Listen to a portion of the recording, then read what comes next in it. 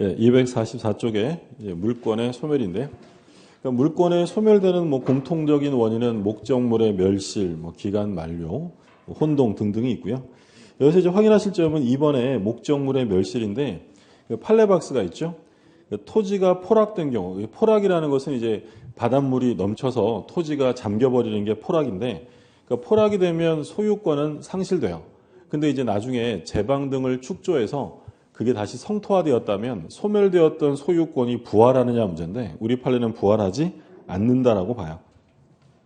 그래서 오른쪽에 파란 글씨 보면 그 포락되었다는 그 당시를 기준으로 하여 가려야 하고, 이후 사정은 이를 참작할 여지가 없는 것이므로 그 후 제방의 축조 등으로 다시 성토화되었다 할지라도 종전의 사건이 되살아날 수 없다. 그 점을 확인하시고요.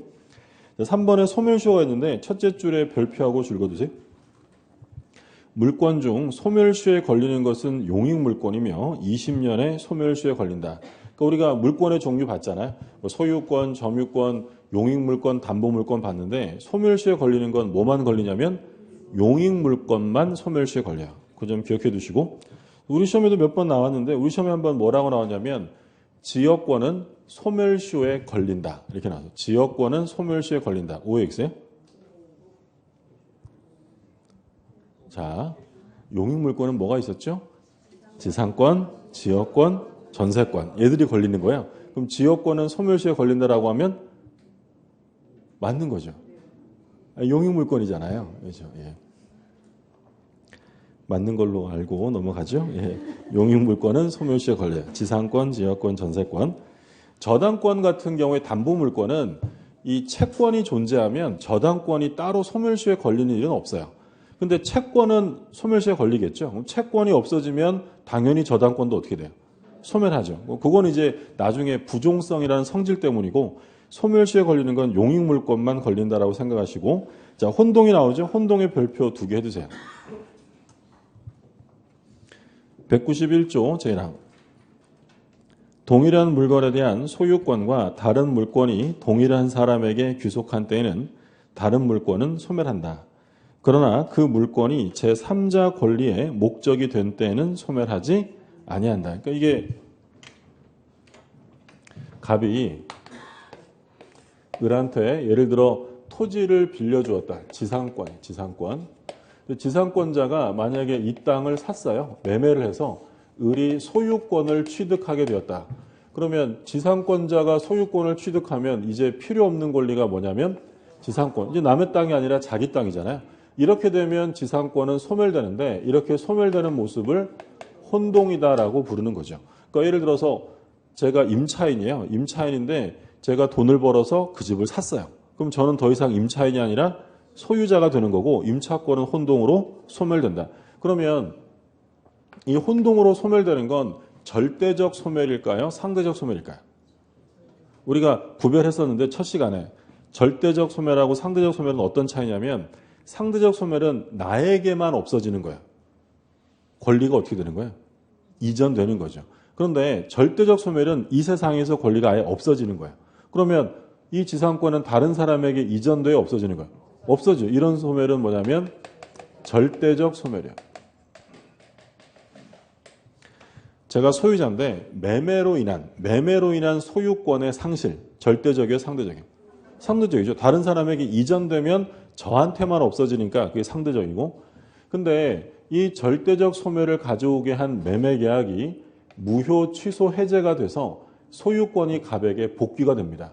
그러면 소멸되었던 지상권은 영원히 소멸해요? 부활해야 돼요? 부활해야죠. 그렇죠? 이해되셨죠? 제가 임차인인데 그 집을 샀어요.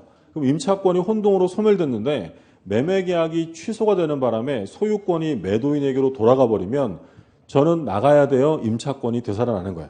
되살아나는, 부활할 수 있고. 그러면 이 지상권이 혼동으로 소멸하는 건 등기를 해야 되느냐? 등기를 할 필요가 없죠. 왜냐하면 이건 법률 행위로 소멸하는 게 아니라 지금 우리가 방금 읽은 191조라는 법률 조문에 의한 소멸이기 때문에 등기 없이 소멸하게 됩니다.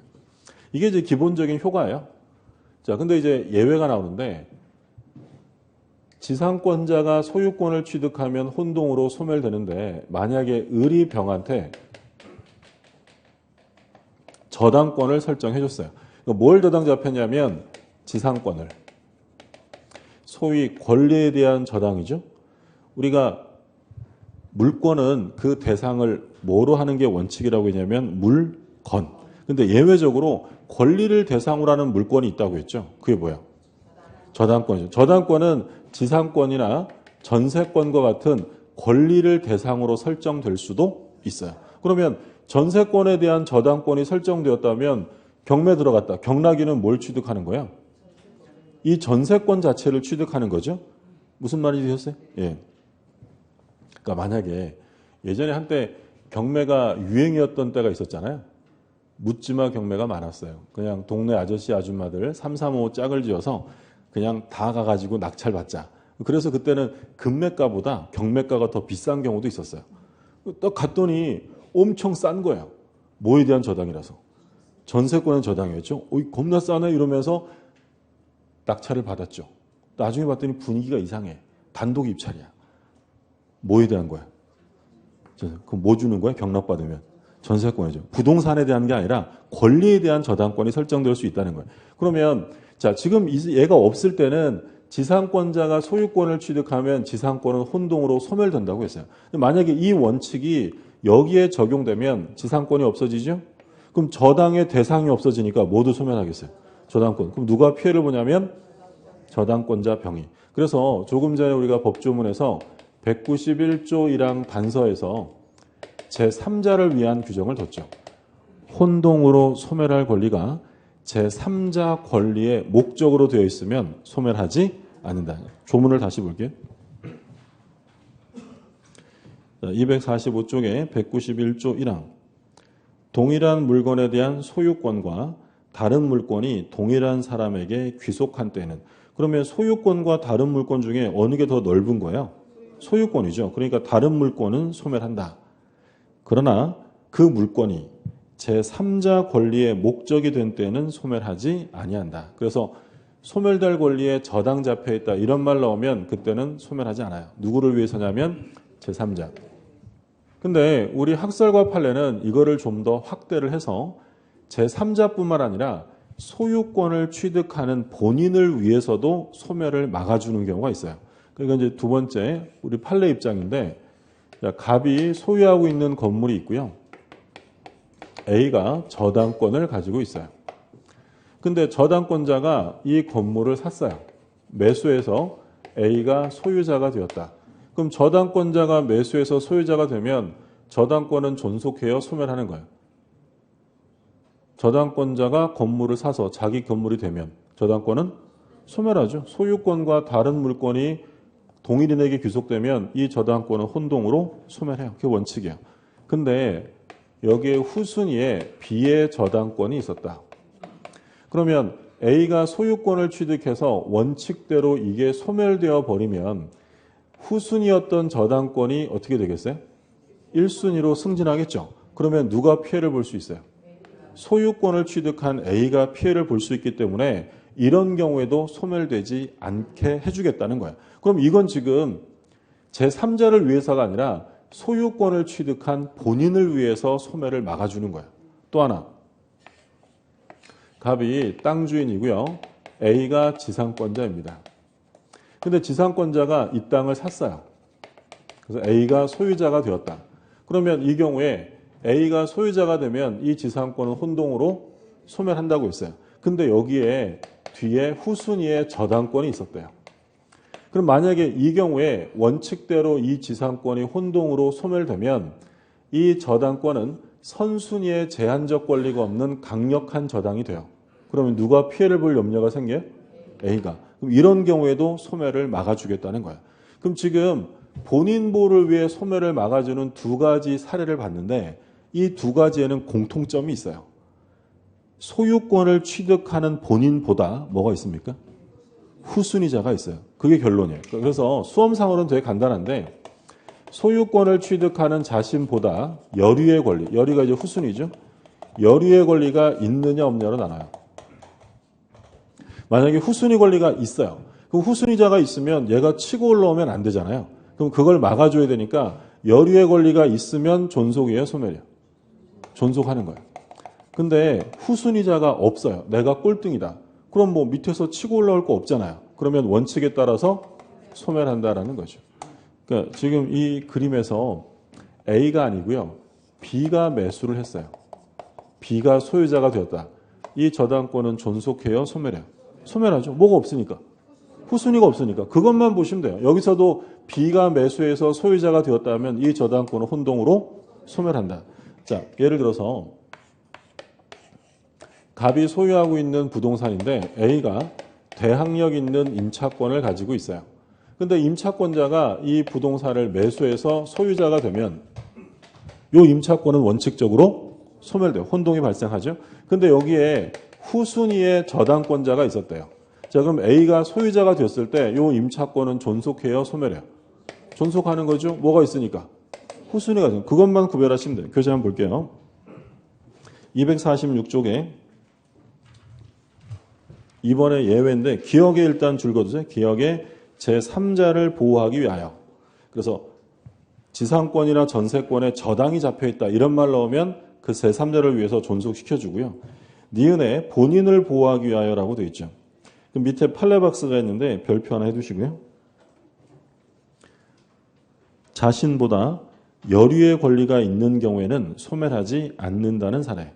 자, 1번 보시면 어느 부동산에 관해 자신의 근저당권보다 여류의 가압류 채권자가 있는 경우에 그 근저당권자가 위 부동산을 매수하여 소유권을 취득했다.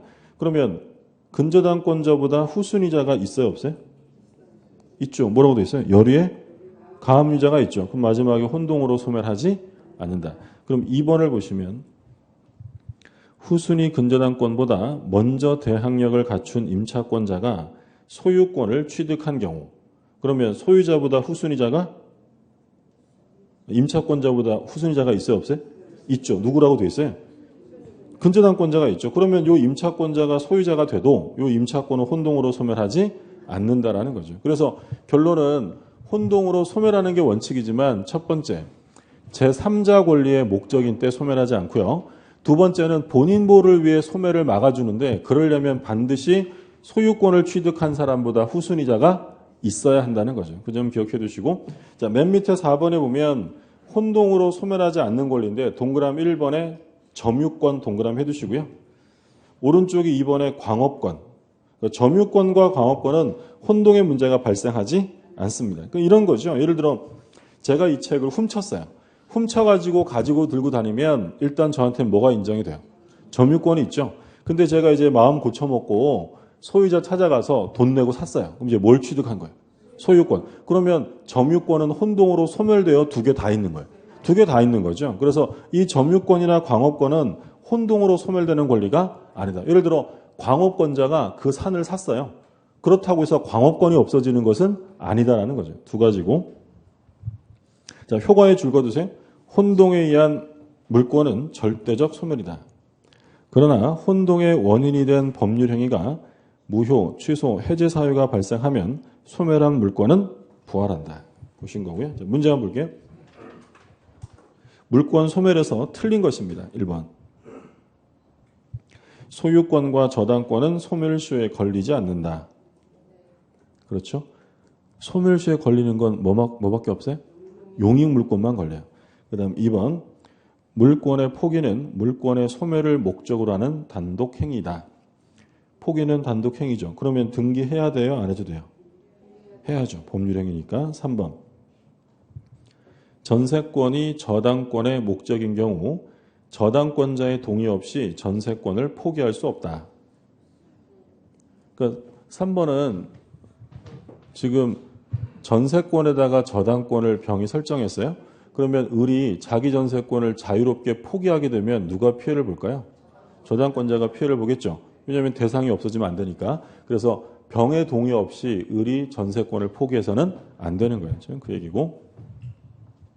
이건 전세권 가면 나올 거고요. 4번. 존속기간이 있는 지상권은 특별한 사정이 없으면 그 기간 만료로 말소 등기 없이 소멸한다. 그러니까 용익물권들은 기간이 만료되면 별도의 등기하지 않아도 그 자체로서 소멸한다라는 것이고요. 5번. 갑의 토지에 을이 지상권을 취득한 후 그 토지의 저당권을 취득한 병이 토지 소유권을 취득하더라도 병의 저당권은 소멸하지 않는다. 자, 지금 순서가 어떻게 되어 있죠? 건물의 어떤 토지의 1순위로 지상권, 그 다음이 저당권. 누가 취득했대요? 저당권자. 그러면 자기보다 후순위자가 없죠. 그러면 소멸이고요. 그럼 이 똑같은 사례에서 지상권자 을이 소유권을 취득하면 을의 지상권은 소멸해요? 존속해요? 존속하죠. 그때는 뭐가 있으니까? 후순위가 있으니까. 답은 5번이 되겠고요. 자, 여기까지가 이제 물권법 총론이고요. 그 다음에 이제 차례대로 강론, 점유권, 소유권, 용익물권, 담보물권이 나옵니다.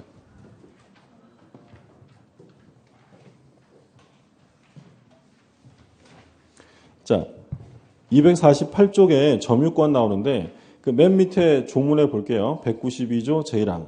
물건을 사실상 지배하는 자는 점유권이 있다. 점유하면 점유권이 있다라고 안 돼 있어요? 뭐 하면?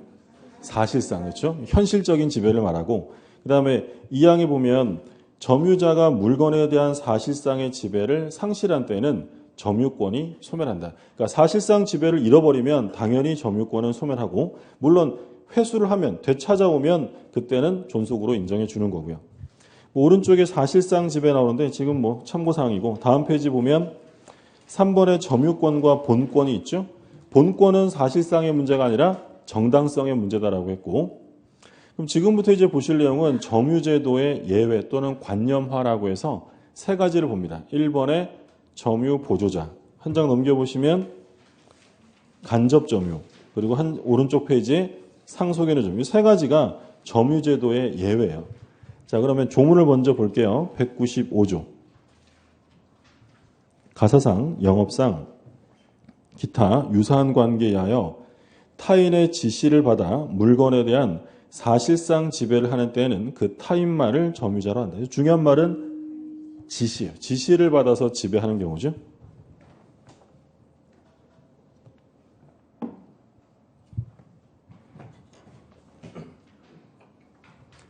자, 점유 보조자인데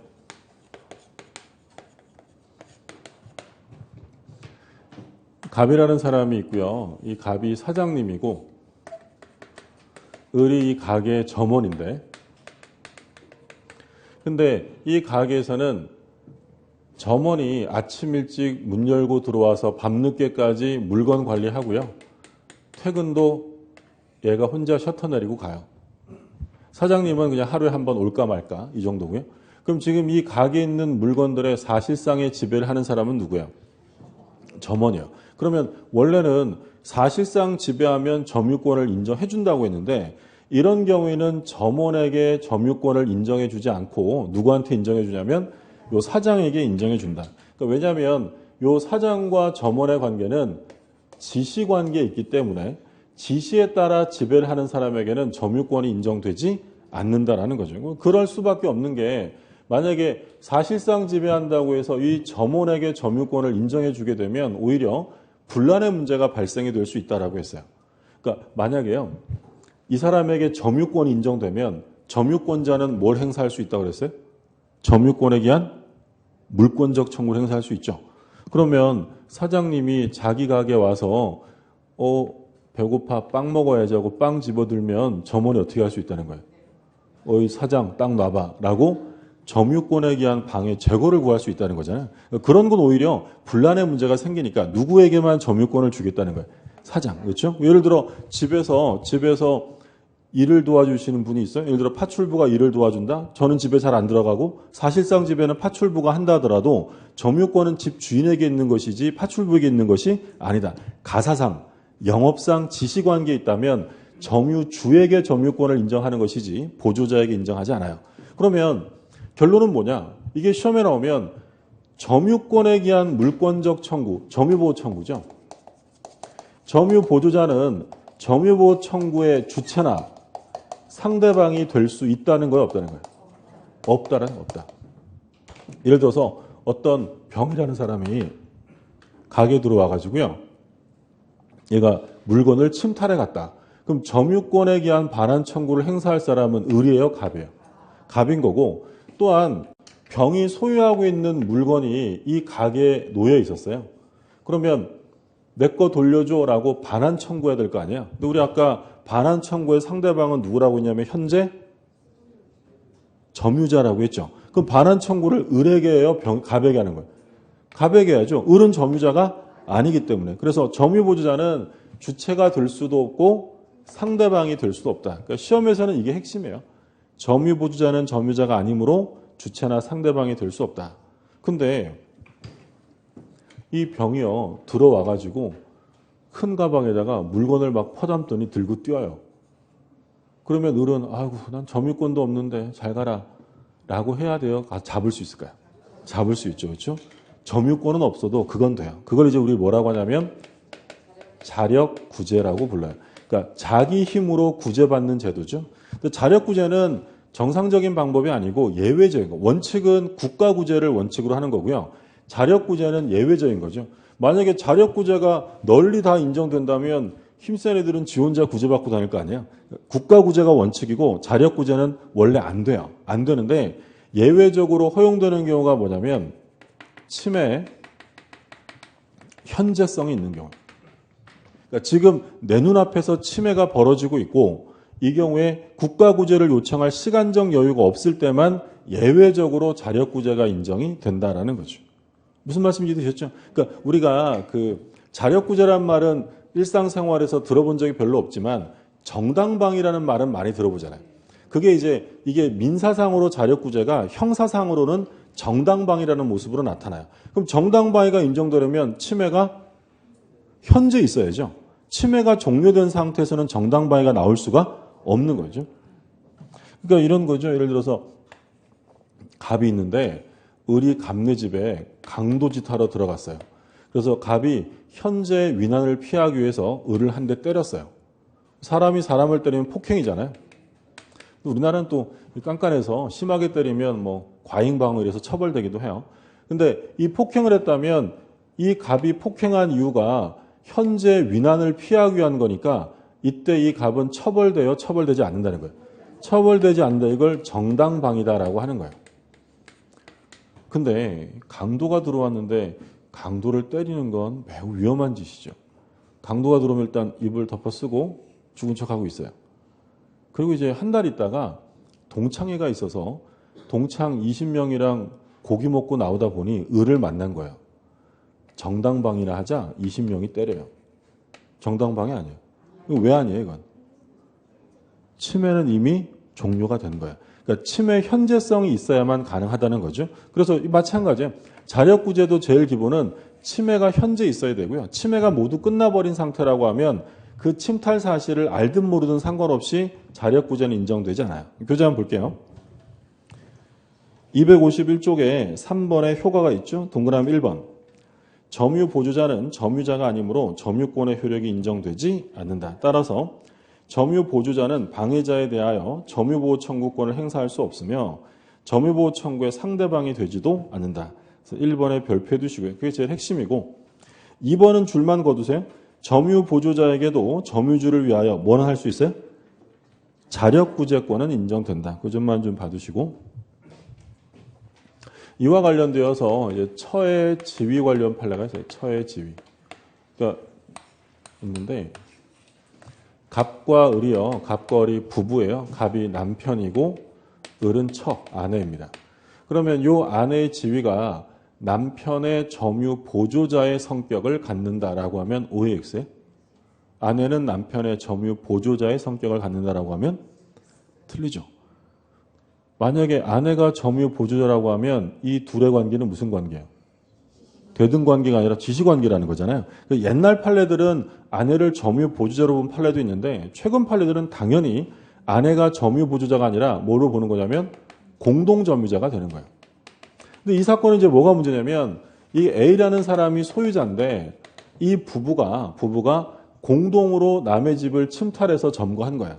그러자 이 A가 이 아내를 상대로 한 인도 청구를 제기한 거죠. 이게 인정될 수 있느냐? 만약에 이 아내가 점유 보조자라고 하면 아내를 상대로 한 반환 청구가 돼야 안 돼요? 안 되죠. 이건 뭐가 아니니까. 점유자가 아니니까. 근데 공동 점유자라면 이 아내를 상대로 한 인도 청구가 인정된다라는 거죠. 그게 이제 251쪽에 위에 나와 있는 판례박스에 처의 집이라고 되어 있죠. 끝에서 둘째 줄에 뭐라고 되냐면 처는 소유자에 대한 관계에서 단순한 점유 보조자에 불과한 것이 아니라 공동점유자로서 이를 불법 점유하고 있다고 봄이 상당하다라고 되어 있고요. 자, 그 다음 페이지에 보시면 이제 두 번째로 간접 점유가 나와요. 조문을 보죠. 194조. 지상권, 전세권, 질권, 사용대차, 임대차, 임치, 기타의 관계로 타인으로 하여금 물건을 점유하게 한 자는 간접으로 점유권이 있다. 자, 앞에 법률 관계들이 쭉 나열되죠. 지상권, 전세권, 질권, 사용대차, 임대차, 임치. 그러니까 이런 법률 관계들의 공통점은 돌려받을 수 있어요, 없어요? 있죠. 일정 기간 다른 사람에게 사용케 하고 점유케 하고 돌려받을 법률 관계가 있어요. 그래야만 간접점이라는 것이 나올 수 있는 거예요. 그러면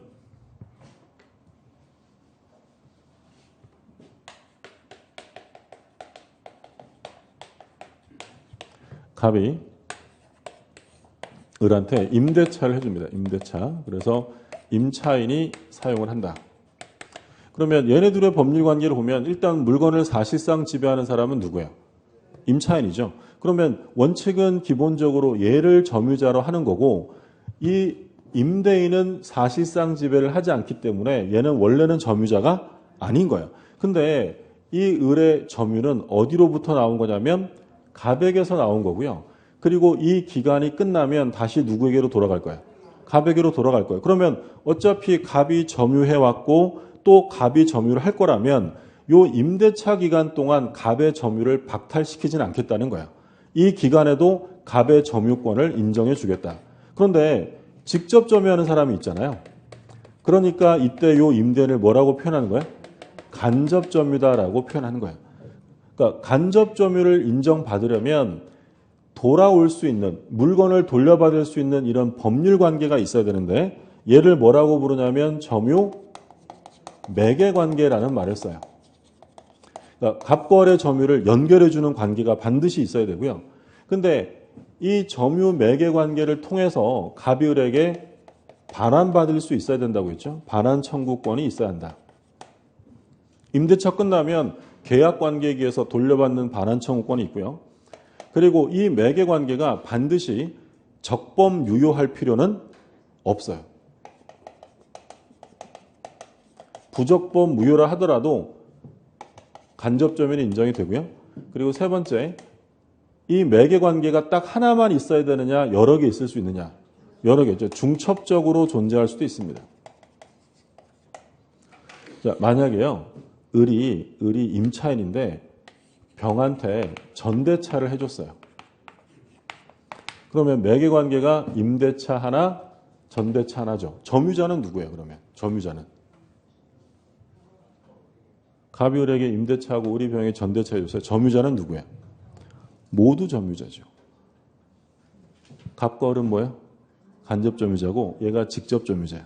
그럼 이 경우에 을이 병한테 전대차 할 때 임대인의 동의를 얻지 않고 전대차를 했어요. 그럼 이건 부적법한 전대차가 될 거 아니에요?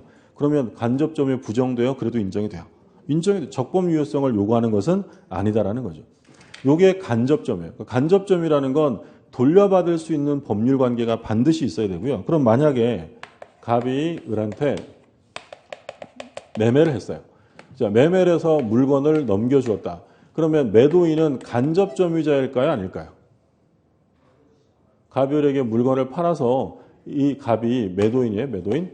그럼 매도인은 물건을 팔고 인도해 줬다면 얘는 간접 점유자일까요? 아닐까요? 아니죠. 돌아올 수 있는 법률 관계가 없다는 거죠. 그러니까 돌아올 수 있는 이런 임대차나 사용대차나 전세권이나 지상권 이런 법률 관계가 있을 때만 간접점유라는 말을 쓰는 거예요. 그럼 제일 중요한 건 간접점유자도 점유자예요. 그러면 점유보호 청구의 주체나 상대방이 될 수 있어요? 없어요? 있다라는 거예요. 그게 핵심인 거죠. 그래서 점유보조자는 점유자가 아니기 때문에 점유보호 청구의 주체나 상대방이 될 수 없는데 간접점유자는 점유자니까 점유보호 청구의 주체나 상대방이 될 수 있다. 그럼 우리가 이제 앞으로 공부할 때 점유자라고 하면 항상 직접 점유자만 생각할 것이 아니라 간접 점유자도 점유자라고 생각하시면 돼요. 그러니까 우리가 전 시간에 뭐 봤냐면 매매를 원인으로 한 등기 청구권은 원래 소멸시효에 걸리는데 뭐 하면 안 걸린다 그랬죠? 점유하면. 그럼 등기 청구권에 소멸시효가 안 걸리려면 직접 점유해야 돼요? 간접 점유 돼요? 상관없어요. 간접 점유 되고 우리 취득시효 뒤에 가면 중요하게 볼 텐데 취득시효는 20년간 점유해야 한다고 했죠. 그럼 이때 취득시효가 완성되려면 직접 점유해야 돼요? 간접 점유 돼요? 간접 점유라도 상관없는 거예요. 그리고 우리 이제 유치권 가면 유치권의 핵심은 점유예요. 그러니까 유치권이라는 것은 점유를 잃어버리는 순간 바로 유치권은 소멸돼요. 그러니까 점유가 없으면 유치권은 존재하지 않는 건데 그럼 유치권자가 점유를 할 때 간접 점유해도 돼요? 직접 점유해야 돼요? 눈빛이 왜 그러지? 간접 점유 상관없어요? 네. 그러니까 사람 말을 믿으셔야지 여긴 좀 다른가 이렇게 생각하실 거 없고 그러니까 우리가 공부하는 점유는 전부 다 똑같아요. 직접 점유뿐만 아니라 모두 간접 점유도 다 들어가고요. 그럼 예를 들어서 갑이 있는데요. 갑이 을한테 임대차를 해줬어요. 근데 병이라는 애가 이 물건을 침탈, 빼앗아 갔다. 그러면 임대인 갑이 얘를 상대로 점유권에 기한 반환 청구할 수 있느냐? 점유자면 할 수 있는 거고요. 점유권을 잃어버린 사람이면 못하는 거야. 그러면 이 갑은 점유자야 아니에요? 점유자죠. 그러면 이 점유자는 점유권에 기한 반환 청구할 수 있다. 얘는 무슨 점이에요? 간접 점유죠. 하나만 또 볼게요. 갑이 있는데 을이 갑의 물건을 침탈했어요. 그럼 침탈당하면 갑은 물권적 청구가 얘가 소유자이면서 점유자였다면 물권적 청구가 몇 개였어요? 2개. 소유권에 기한 반환이나 점유권에 기한 반환을 청구할 수 있는데 근데 을이 침탈한 물건을 병에게 빌려줍니다. 이제 물건이 병한테 넘어간 거죠. 그러면 이 갑은 돌려달라고 반환 청구할 때 요 을을 상대로 하여 반환 청구를 할 수 있어요? 없어요? 반환 청구는 누구한테 하죠? 현재 점유자에게. 그러면 을이 점유자면 상대방이 될 수 있는 거고요. 을이 점유자가 아니라면 얘한테 하면 안 되는 거예요. 을한테 할 수 있어요? 없어요? 할 수 있죠. 얘는 뭐예요? 침탈한 사람이 빌려줬다면 얘가 직접 점유자고 얘는 간접 점유자죠. 그럼 간접 점유자도 얼마든지 상대방이 될 수 있어요. 그럼 만약에 을이 침탈한 물건을 병한테 팔았어요. 매매했다. 그러면 이 을에게 반환 청구할 수 있어요? 없어요? 얘가 팔아버리면 을은 간접 점유자예요? 점유 상실이에요? 상실. 그럼 얘한테 못하는 거예요. 얘한테만 해야죠. 근데 얘가 판 게 아니라 뭐 임대차나 전세권을 설정해 줬다면 을과 병의 관계에 있어서는 을이 간접 점유자, 얘가 직접 점유자죠. 그럼 얘한테 반환 청구할 수 있게 되는 거예요. 그러니까 시험이 간단하게 나오면 간접 점유자도 점유보호 청구의 주체나 상대방이 될 수 있다. 그럼 사례 문제로 보면 이게 뭐예요? 간접 점유자도 보호 청구에 뭐가 되는 거예요? 주체. 얘도 행사할 수 있고 두 번째 그림은 뭐가 될 수 있다는 거예요? 상대방이 될 수도 있다라는 거예요. 그래서 우리가 앞으로 공부하는 점유는 항상 간접 점유가 포함된다라고 생각하시면 되고요. 자, 그래서 교재 한번 볼게요. 252쪽에 괄호 1번. 그러니까 간접 점유가 성립하기 위한 요건은 1번에 보면 특정인의 직접 점유. 직접 점유가 있어야 간접 점유가 있는 거고요. 2번에 점유 매개 관계. 동그라미 2번에 줄 그어두세요. 간접 점유자는 직접 점유자에 대하여 반환 청구권을 가지고 있어야 한다. 3번. 점유 매개 관계는 중첩적으로 있을 수 있으며 반드시 적법 유효할 필요는 없습니다. 3번에 1번에 별표 2개 해두시면 돼요. 간접 점유자도 점유권을 가진다. 따라서 간접 점유자도 점유보호 청구의 주체가 되며 상대방이 될 수 있다. 또한 점유를 요건으로 하는 시효 취득도 할 수 있다. 거기까지 보시고 뒷부분에 이제 간접 점유자에게 자력구제는 인정되지 않는다는 게 다수설의 입장이다라고 되어 있는데 이 점유보조자는 자력구제가 인정이 되는데 간접 점유는 왜 인정 안 된다고 볼까요? 침해 현재성 때문이에요. 그러니까 간접 점유자가 자력구제권이 인정이 안 되는 이유는 얘가 침해 당시에 알게 되는 게 아니라 침해가 끝나고 나중에 알게 되겠죠. 무슨 말이 되세요? 예를 들어서 임차인이 물건을 횡령합니다. 물건을 횡령할 때 임대인 찾아와서 봐라, 나 횡령한다 라고 해요. 나중에 알게 되는 거예요. 나중에 그럼 침해 현재성이 없잖아요. 침해가 이미 종료됐기 때문에 그때는 자력구제가 인정되지 않는다라는 거죠. 자, 2, 3, 4번은 참고로 보시고, 그 다음에 이제 상속인의 점유가 나오죠. 점유권은 상속인에 이전한다. 갑이라는 사람이 있는데 갑이 사망을 해요. 을이 상속을 받았다. 그러면 을이 점유권, 갑이 소유하고 있는 물건의 점유권을 취득하는 시점은 현실의 인도가 있었을 때가 아니라 사망시죠. 을이 갑의 사망 사실을 알아야 돼요? 알 필요도 없어요. 알 필요도 없어요. 그러니까 사망 사실을 몰라도 사망하는 순간 점유권과 소유권이 을에게 넘어가요. 그러니까 이 점유는 현실적인 거예요? 관념적인 거예요? 관념적이죠. 인도받지 않아도 점유권을 취득한다는 건 점유가 관념화되었다라는 거고, 그러면 간접 점유도 마찬가지예요. 지금 이 갑이라는 사람이 현실적인 지배를 해야 하나요? 임대는 안 하잖아요. 그래도 점유가 인정되는 건 그게 점유의 관념화라는 거고, 사장님도 물건을 사실상 지배하지 않아요. 그래도 점유권이 인정된다는 건 점유의 관념화라는 거죠. 이걸 또 왜 점유의 예외라고 부르냐면, 지금 보시는 것처럼 사장님은 지배 안 해도 점유권이 인정되죠. 이건 원칙이 아니라 예외인 거예요. 얘도 마찬가지. 보주자는 사실상 지배를 해도 인정 안 해주는 거고, 간접 점유도 마찬가지죠. 사실상 지배를 안 해도 점유권이 인정되고요. 상속인도 지배해야 돼, 안 해도 돼요? 안 해도 사망과 동시에 점유권을 취득하니까 이걸 점유제도의 예외라고 부르기도 해요. 근데 상속은 특성상 갑이 가지고 있는 법률상의 지위가 모두 다 승계가 되겠죠. 그럼 상속인이 난 우리 아빠 몰라, 내 것만 주장할래 라고 분리주장이 될까요, 안 될까요? 안 되는 거죠. 자, 교재를 잠깐 보면 253쪽에 동그라미 1번 둘째 줄에 줄 그어두세요. 피상속인이 점유하고 있었던 물건은 사실상 지배 없이도 당연히 상속인의 점유가 된다. 상속인이 상속 개시를 알 것을 요구하지도 않는다. 2번 줄 그어두세요. 상속에 의하여 점유권을 취득한 경우에는 상속인은 새로운 권한에 의하여 자기 고유의 점유를 개시하지 않는 한 피상속인의 점유를 떠나 자기만의 점유를 주장할 수 없다. 줄여서 말하면 상속받은 사람은 분리 주장할 수 없다는 거예요. 그대로 다 승계해야지 내 것만 따로 떼야 하겠다. 구체적인 내용은 이제 다음에 가면 뒤에서 나올 거니까 일단 여기는 줄만 좀 거두시고요. 이번에. 그 다음에 이제 점유의 종류가 나오는데 오늘은 여기까지 보시고요. 다음 주에 종류부터, 다음 주는 화요일 날 오시는 거예요? 네, 화요일 날. 네, 여기까지 보겠습니다. 고생하셨습니다.